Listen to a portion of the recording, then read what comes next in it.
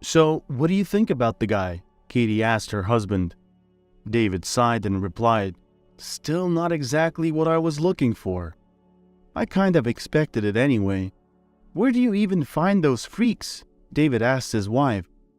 "What the heck are you talking about? I'm trying to do something at least. And you? You only know how to criticize what I'm doing."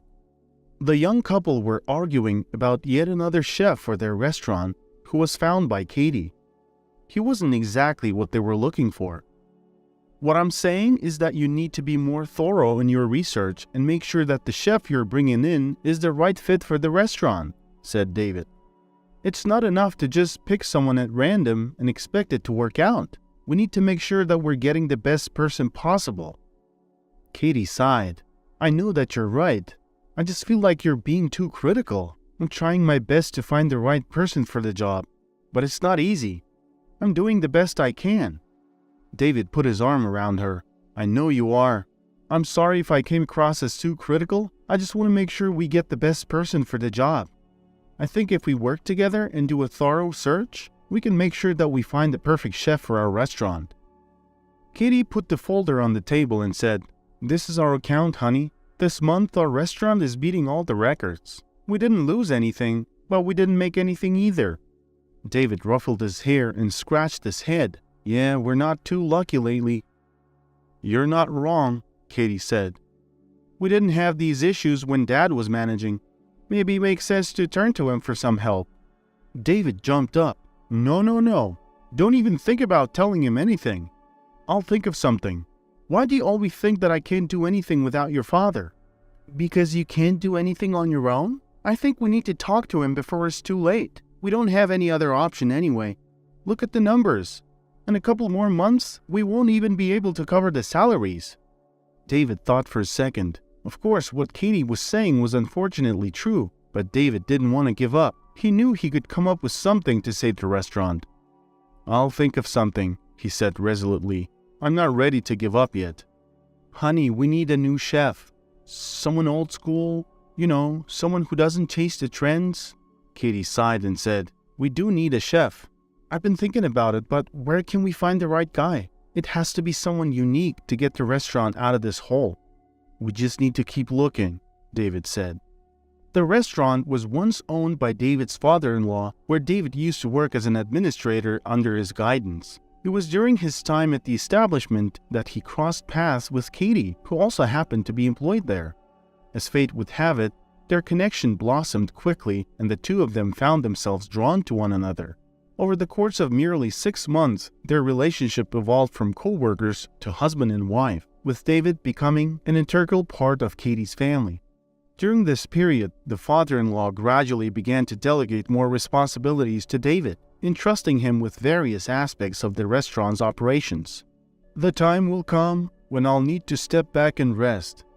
You and Katie will have to manage the restaurant on your own. I hope by then you'll have learned everything necessary. I don't want your children to go hungry."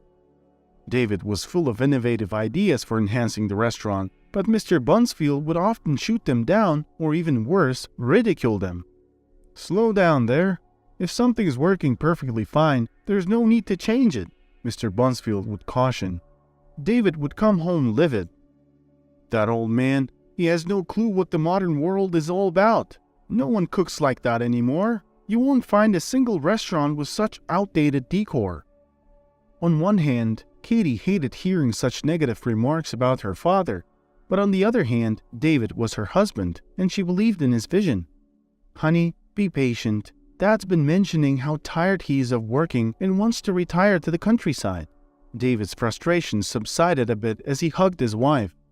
"I can't wait. I have so many ideas and he just dismisses them without a second thought. I'm doing all this not for me, but for Melissa." Melissa, who was about to turn 15, was a bright and charming girl. She excelled academically, earning straight A's and engaging in numerous clubs and extracurricular activities. Both David and Katie were incredibly proud of their daughter and her accomplishments. Mr. Bunsfield had an unwavering love for his granddaughter Melissa, and he was prepared to do anything to ensure her happiness and well-being. When Melissa turned 14, he made a significant and heartfelt gesture to express his devotion. During her birthday celebration, he solemnly presented the keys to the restaurant to his daughter Katie and son-in-law David, symbolizing the transfer of ownership and trust in their ability to carry on the family business. "I hope I've imparted enough wisdom to you, and that you won't let the restaurant falter. I've invested my entire life and soul into this business," Mr. Bunfield said earnestly. David, visibly moved, replied, "Thank you so much. I won't let you down. The family business will only continue to thrive." While the intention to grow the restaurant was genuine, David's approach diverged from what had been successful in the past. He became convinced that the establishment needed a complete renovation to modernize its appeal. With this belief, he overhauled the concept and made sweeping changes to both the menu and the ambience. Unfortunately, these alterations did not have the desired effect. Profits began to decline gradually as the once thriving family business struggled to adapt to its new identity. A few years after implementing the changes, David came to the painful realization that his vision for the restaurant had not succeeded. With a heavy heart, he decided to revert to the original concept, hoping to recapture the magic that once made the establishment thrive. Sadly, it proved to be too late. The loyal customers who had frequented the restaurant for years had since found other places to dine, and they did not return despite the reinstatement of the old concept. Additionally, the highly skilled chef who had been renowned for his exceptional cooking refused to rejoin the team. As a result, the restaurant continued to flounder, showing no signs of improvement or recovery.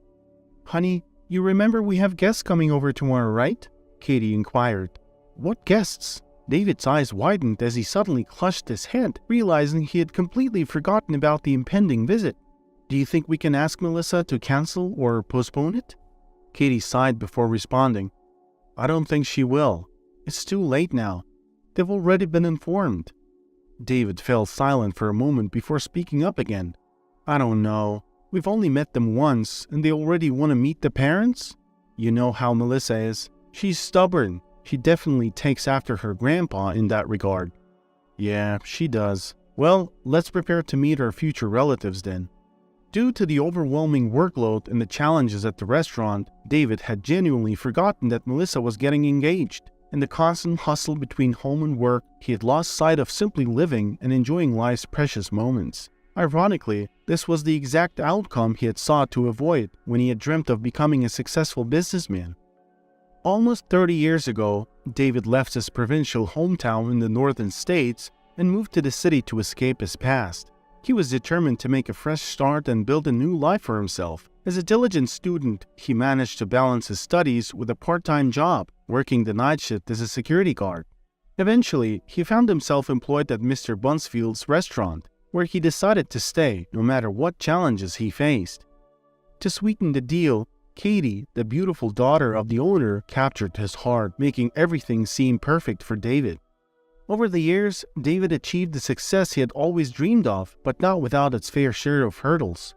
As a father, he hoped that his daughter Melissa would find a partner who was not only loving, but also financially secure.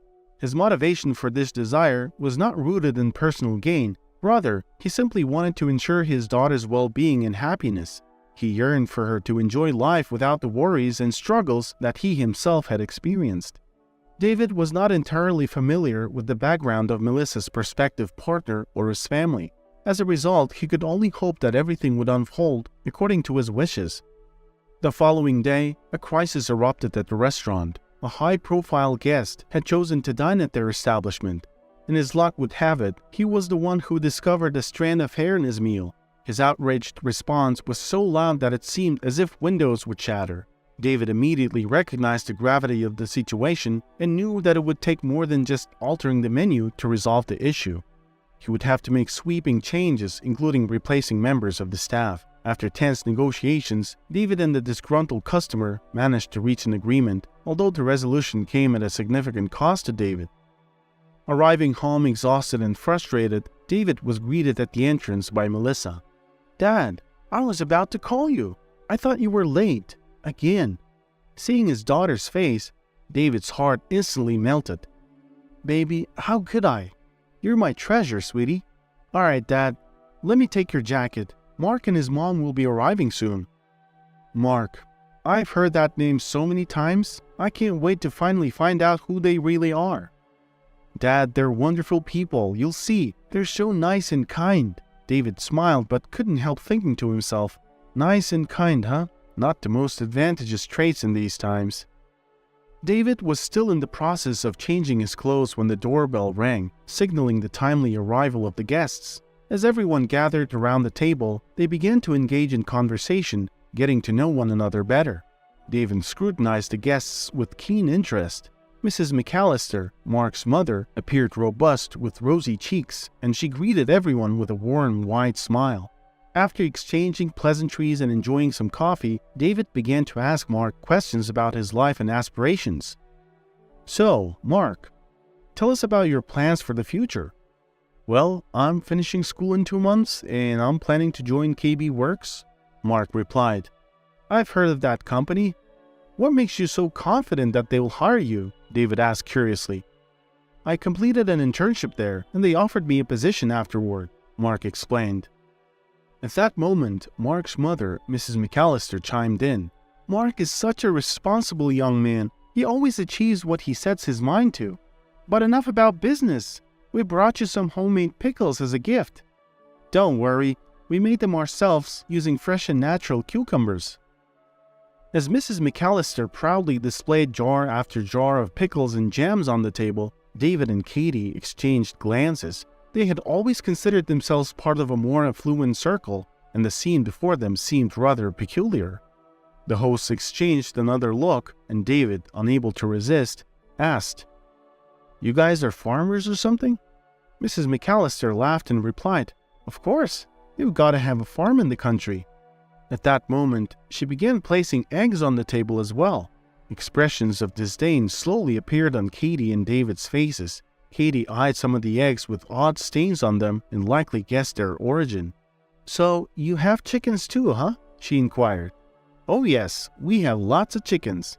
You should try my roasted chicken sometime.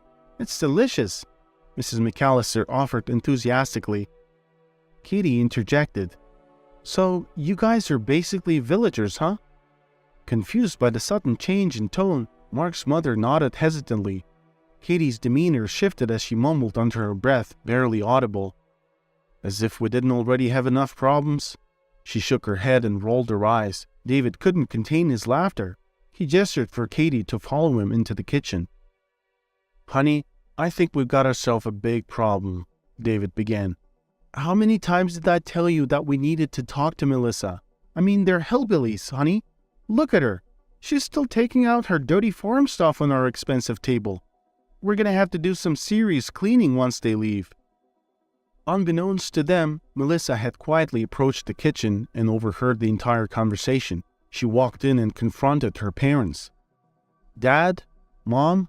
What's wrong with you two? Why are you acting like this?" David and Katie laughed it off. "Honey, you can't be serious about Mark, can you? He's not the type of guy you want to be with.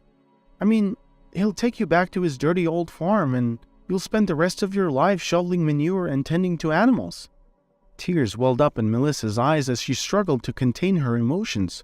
"Wow, just wow. I can't believe I'm actually hearing all this." She left the kitchen and returned to the table. "Babe, what's wrong? What happened?" Mark asked his girlfriend, concerned.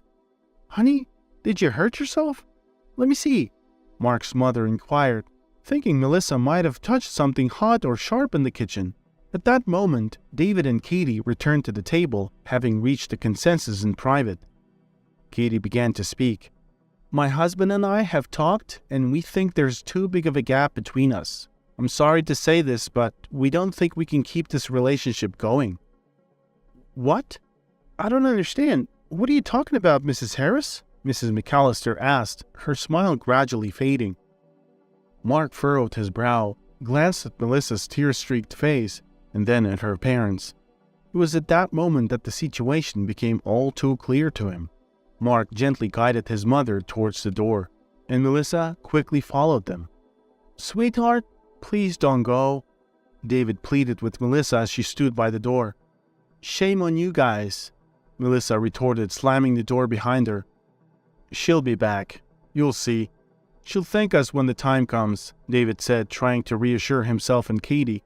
They clinked their glasses and downed their wine, hoping to find solace in their decision. Melissa attempted to catch up with Mark and his mother, but they had already driven off. She tried calling him repeatedly, but he kept declining her calls.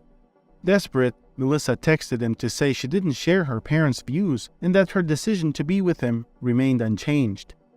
Mark texted back, explaining that he needed some time to think and asked her to give him some space. Feeling lost and heartbroken, Melissa spent the evening wandering around the city alone. Tears streamed down her face, and she couldn't bring herself to return home. At that moment, the only person she wished she could confide in was her grandfather, Ben. After his wife's passing, Ben lived a solitary life in his house, which was situated not too far from Melissa's home. Feeling the need for comfort and understanding, Melissa made up her mind to pay her grandfather a visit. She poured out her heart to Grandpa Ben, recounting everything that had transpired at the house, and he was not pleased. "Honey, your parents are young and still haven't realized something very important. You go home and get some rest." Despite the late hour, Ben decided to visit David and Katie. He entered their house quietly and approached the table where they were in the process of cleaning up and placing the items Mark and his mother had brought into plastic bags. "Hey, Dad, what are you doing here so late?" Ben didn't respond right away. Instead, he calmly walked over to the table and sat down. He requested a plate, knife, and fork. "Open the jars, David," he instructed. "You mean the pickles?" "Yeah." David opened one of the jars and handed it to his father-in-law. Ben cut a small piece from one of the pickles and savored it with delight. Delicious. Reminds me of something so dear and special to me." Intrigued by the smell, David raised his eyebrows. "Weird. This is an interesting smell. I've never smelled anything like it." He took a pickle from the jar and upon taking a bite, froze with joy. Katie, curious, decided to try one as well. "Honey, these are so delicious. I've never tried these either." She peered into the bag to see what else was inside. "Look, there's some salads. Oh, and there's dried meat. Smells delicious." "It's called jerky," Ben corrected them. David sampled everything that Mark and his mother had brought, then leaned back on the sofa.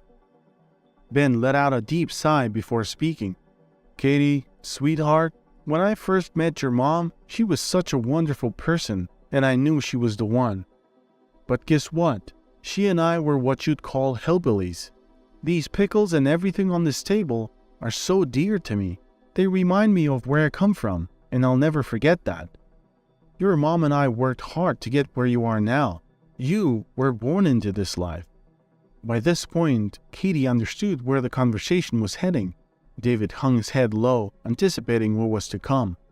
"Now, David, when you first came to work at my restaurant, you didn't have much either. I didn't keep you there because you were good at your job. My daughter liked you. I was willing to do anything for her." David knew exactly what Ben was referring to. Ben rose from his seat as quietly as he had arrived and left the house. David and Katie stood there for a moment, then proceeded to try more of the farm-fresh food, finding themselves enjoying it immensely. The following day, Ben took his granddaughter Melissa in his truck and drove to the village where Mark and his mother lived. They arrived just as the two were having lunch. Ben introduced himself and asked if he could have some more jerky, which made everyone laugh. They all sat together, talking about the old days on the farm. Ben shared his story of growing up around animals and how it taught him frugality and hard work. The conversation touched Mrs. McAllister's heart, and she took Ben's words as an apology for his daughter's and son-in-law's actions. Meanwhile, Mark and Melissa had gone for a walk, returning later with smiles on their faces. "Mark, son, I can see that you're a hard-working man. Your mother has told me all about you. You're the kind of guy I wouldn't mind having alongside my granddaughter." After saying their goodbyes, Ben and Melissa left for home. On the way back, Melissa thanked her grandpa for his wisdom and for handling the situation so well. A month later, at Mr. Bunsfield's request, David and Katie arrived at the restaurant wearing waiters' uniforms. "I don't know why we're closed today or why I'm wearing this uniform. Katie said to David, clearly disappointed. When Ben entered the hall, Katie asked her father, "Dad, what's all this about? We did what you asked us to do. Can we take these uniforms off now?" "The banquet has yet to begin. Patience, sweetheart. In a few moments, there'll be 2 very important guests here. I want you to meet them and ensure they're seated and served." Katie assumed her father had organized the event to teach her husband how to manage the restaurant or something similar. She had no idea who was about to walk in. A few minutes later, Mark and Mrs. McAllister entered, smiling and looking absolutely stunning. "Welcome to our restaurant. Please be seated," Ben announced. When David and Katie saw them, they were shocked, but soon they realized what had happened. Ben approached David and Katie, who stood there with their heads bowed, and said, "The best apology is changed behavior. Now go and show them your hospitality. After all, Mrs. McAllister is your new chef." A year had passed. "Is everything ready, Mark?" David asked his son-in-law. "Yes, sir. All set," Mark replied. "Well, all right. Make sure everything goes smoothly." "Of course, sir. Don't worry. We're all prepared." Today, the restaurant was closed for the second time in its history, despite numerous calls to reserve tables. The founder of the restaurant, Ben Bunsfield, was turning 80, and his family had organized a surprise dinner for him. He knew nothing about the event. They had told him to be at the restaurant by 5 in the afternoon. When he arrived and realized that the restaurant was empty, he suspected that something was up. The surprise worked perfectly. For the first time, David's father-in-law smiled at him and said, "I've known you all these years, and only now can I say that I wasn't wrong about you. Thank you for everything." "No, sir. Thank you for teaching me how to be a human being and see things differently. From a boss to a father figure, you've shaped me into a man," David said. Ben was touched. He looked around and asked, "By the way, where's Melissa?" She had to drop by the hospital?" "What? Is she sick? What happened?" Ben asked, frightened. "I don't think so, sir. I think she's got a surprise for you." Melissa arrived half an hour after the celebration had started. "Grandpa, happy birthday! I'm sorry I got held up a little. Well, now I can safely say that in 5 months, you're going to be a great-grandfather." Ben couldn't believe what he was hearing. He was overjoyed. "Mark and I want to name him Ben, in your honor, Grandpa." Ben hugged Melissa and cried, "It's one of the best gifts in my life. Thank you so much." Mr. Bunsfield looked at Katie and David, who were standing next to their new relatives, Mark and Mrs. McAllister. He approached all of them and thanked them for the wonderful children they had raised. 5 months passed quickly. Grandpa didn't want to stay at home at all. He paced back and forth impatiently in front of the maternity hospital. "Why is it taking so long?" he asked. Katie turned to him and said, "Dad, you're tired. Let me get you a taxi. If I need one, I will call it myself." At that moment, the main door opened and a nurse came out congratulating everyone. David hugged his son-in-law's mother and they went in circles laughing. "If it weren't for your cucumbers, Mrs. McAllister, I don't even know how it would all turn out." Everything turned out really well, indeed. It took a while for Mrs. McAllister to get used to her new role as a chef in the family restaurant, which now attracted many customers. Mrs. McAllister was an excellent chef. She was simply destined to cook delicious meals. Anyone who tried her cooking would automatically get hooked. David paid her very well, not only because she was a good chef, but also because